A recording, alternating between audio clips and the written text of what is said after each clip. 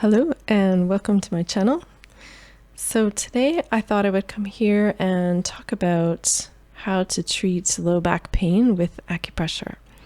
So this is a really common complaint, so I'm happy to make this video for those who are looking for some natural solutions.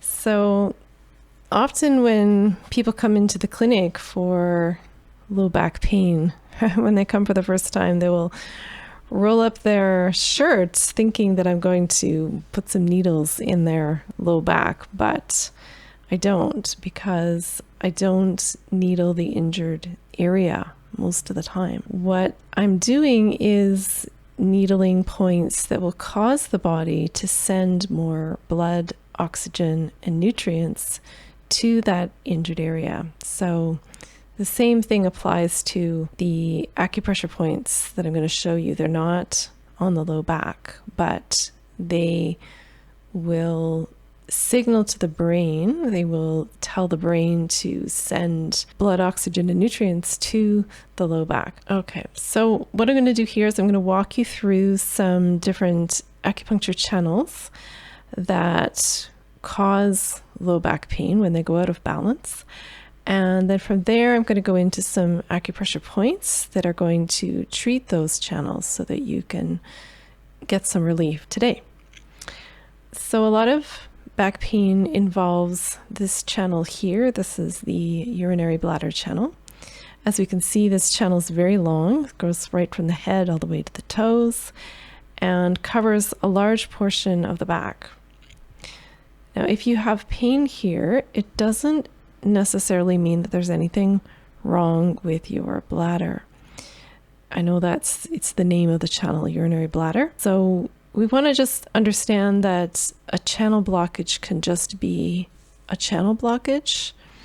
And so that means just affecting the local area where the channel is running. That can be the muscle tissue, the nerve tissue, etc. And of course, the channels do connect directly to the said organ. So this channel does connect with the bladder itself. So sometimes it can be that there is a bladder issue, but most of the time it's not.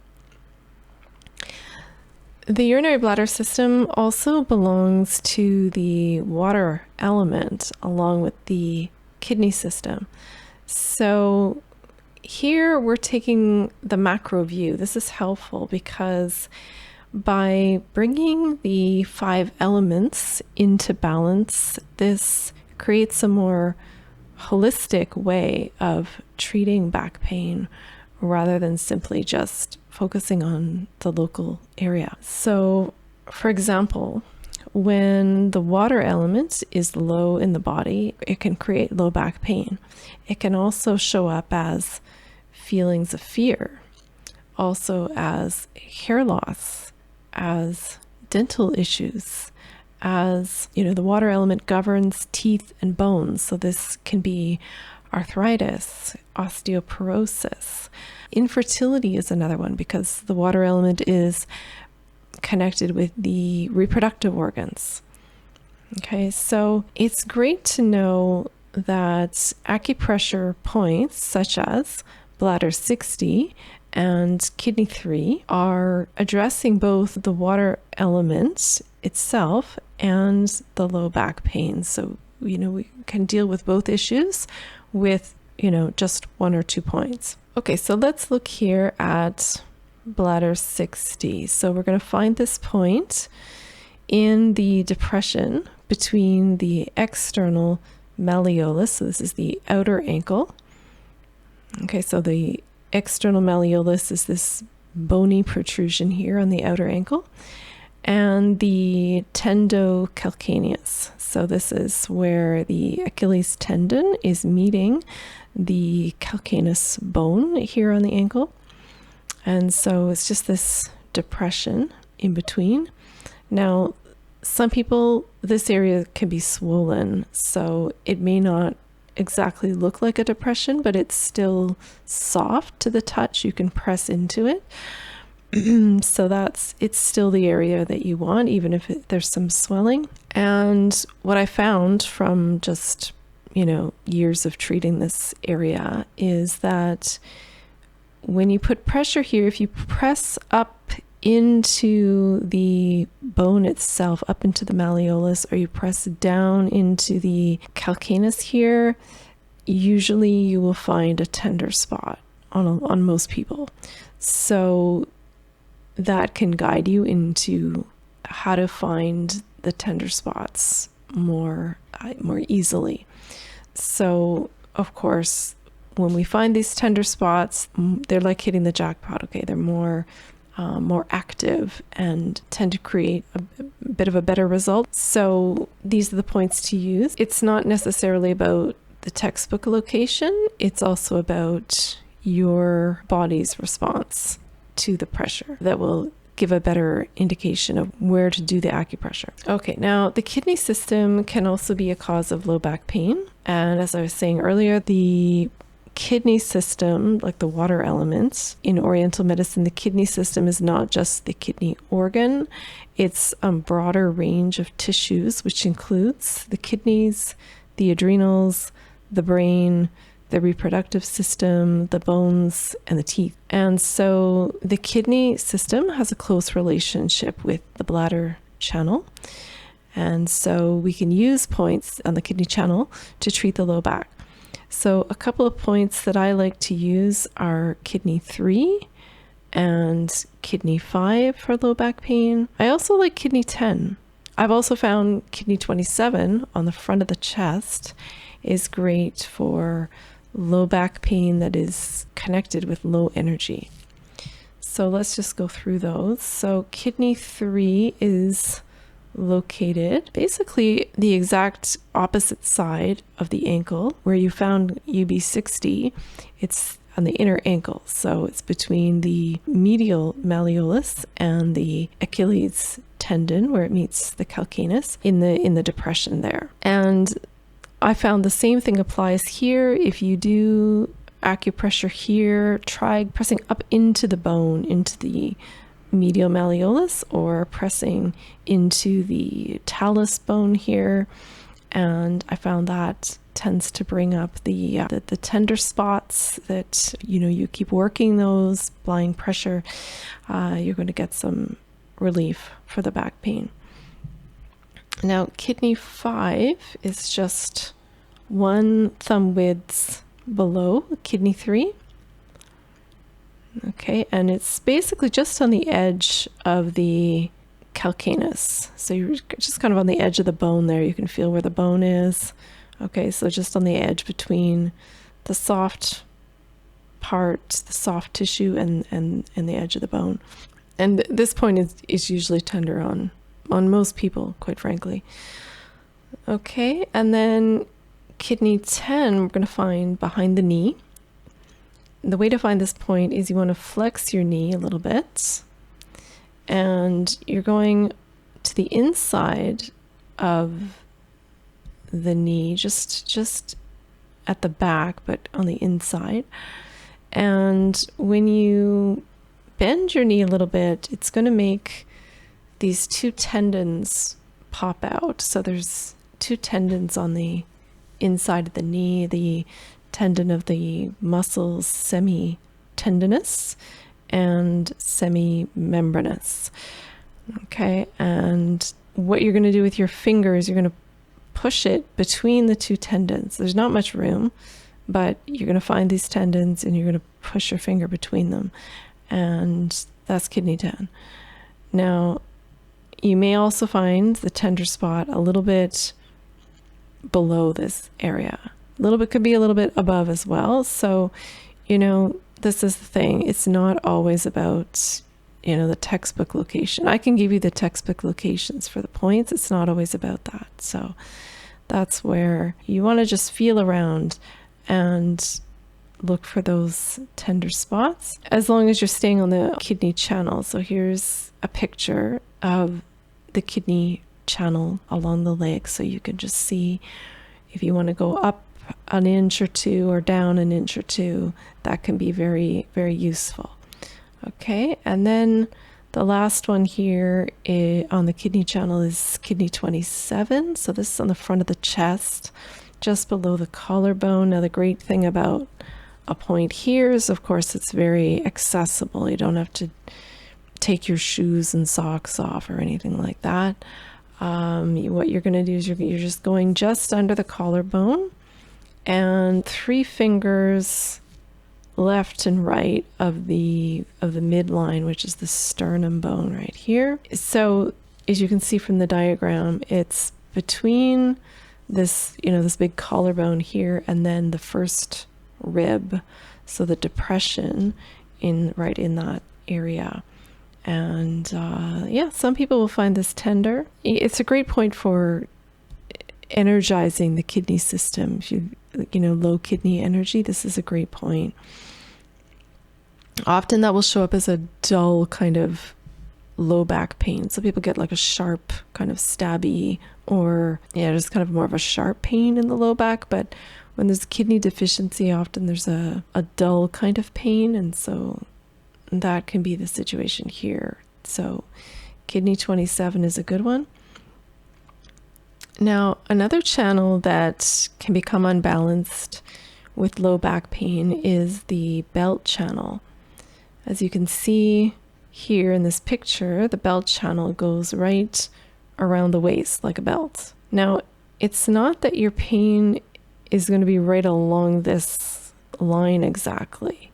Okay, so when we have issues with the belt channel, the belt channel is holding together all of these vertical channels. All the other channels of the body are running vertical. And this is the only channel of the body that runs horizontal. Okay, so it's wrapping them all around. So when it's not doing its job of like holding all these channels together properly, it's either too loose, right? Or it's too tight. Like when we're wearing a belt, right? If it's too loose or too tight, it's not, something's wrong. So when the belt channel is too tight, we get problems above the belt line. Okay, so as you can see in this picture, above the belt, we have the abdomen, the stomach. So people can get upper abdominal fullness when the belt channel is too tight.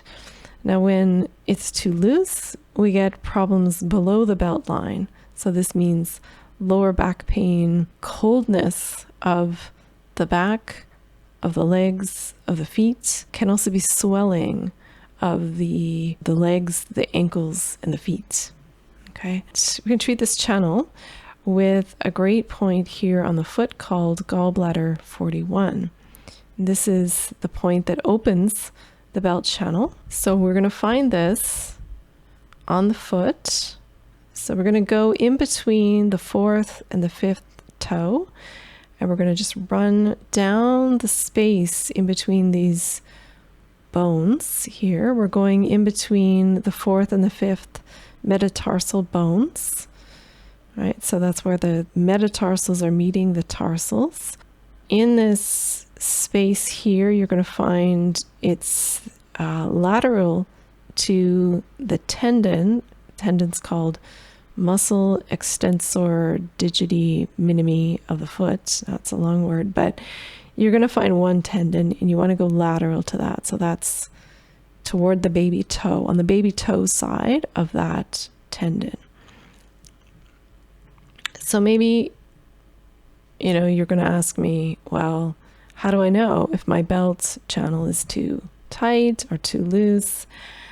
And so I would just encourage you to not worry too much about that. I would just leave that to your acupuncturist to figure out, because the main thing is, what's great about acupressure and acupuncture is that it's a homeostatic treatment. Okay, so the body's always looking for homeostasis, the perfect state of balance. And so this point, like all the other points, when we use it, the body responds to that stimulation by going back into balance. So whether the belt's too loose or too tight, we stimulate gallbladder 41, it's going to correct whichever way it's gone out of whack. So other things that we might see when the belt channel is out of balance are menstrual issues, phlegm or dampness issues such as weight gain that shows up along the belt line, right? That's really common, right? Also,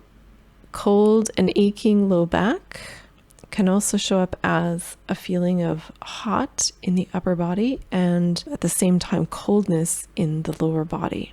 Now, when we have low back pain that's running right along the spine, like dead center of the back, this is the governing vessel channel.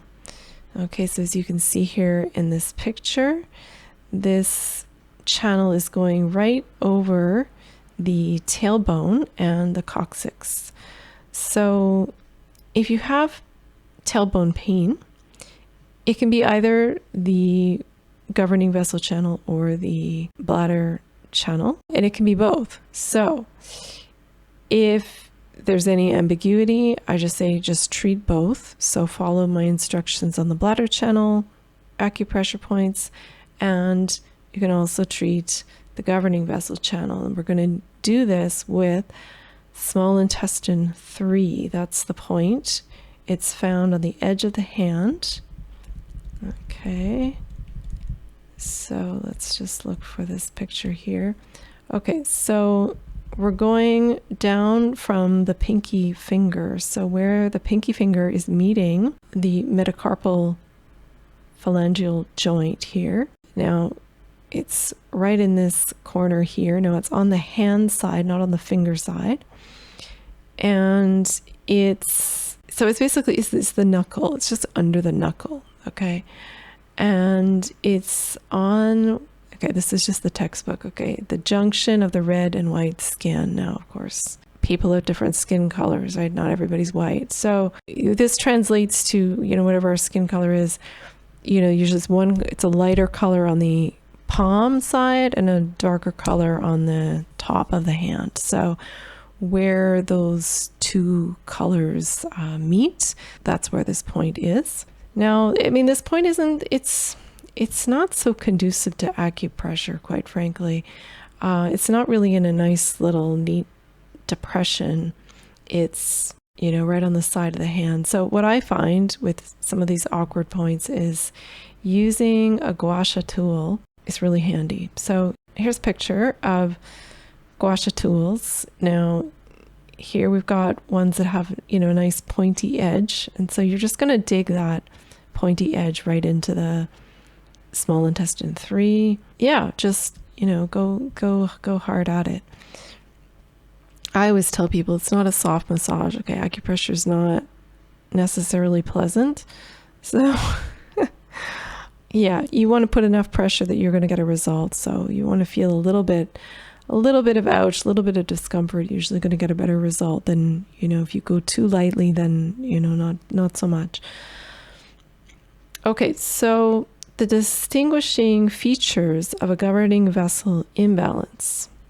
In the Nanjing, okay, the Nanjing is an ancient Oriental medicine text. Chapter 29, it says that the dumai, that's Chinese for governing vessel, when the dumai is ill, the back becomes stiff and tense. And because of this, the back arches backwards, backward arching.